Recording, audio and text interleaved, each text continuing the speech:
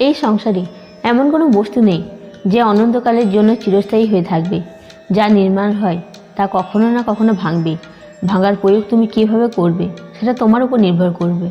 স্মরণে রাখবে, আকাশের মেঘও কখনো না কখনো ভাঙে, আর যখন ভাঙে সঙ্গে বর্ষা নির্মাণ করে। সারা প্রকৃতিকে বিলোয় শুকনো মাটি নতুন জীবন ফিরে পায়, আবার নতুন করে সবুজে ভরে ওঠে। যখন কোনো ঢেলা ভাঙে সে আবার উর্বর মাটির রূপ নিয়ে নেয়।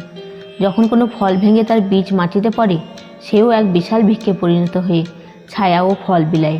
তাই ভাঙাকে ভয় নয়, ভাঙাকে স্বীকার করো। ভাঙার ক্ষমতাকে ব্যবহার করো সৃষ্টির জন্য, ধ্বংসের জন্য নয়। ভাঙনি শেখায় বদলাতে, শেখায় শক্তি খুঁজে নিতে নিজের ভেতর থেকে। জীবন যখন তোমায় ভেঙে দেবে তখনই বুঝবে তোমার ভিতরে লুকিয়ে আছে নতুন স্বপ্ন বোনার বীজ। তাই আসুন আর সবাই মিলে ভালোবেসে আমার সঙ্গে বলুন, জয় শ্রীকৃষ্ণ। ভালো লাগলে একটা কমেন্ট করে জানাবেন। আপনার প্রতিক্রিয়া আমাদের অনুপ্রেরণা দেয়।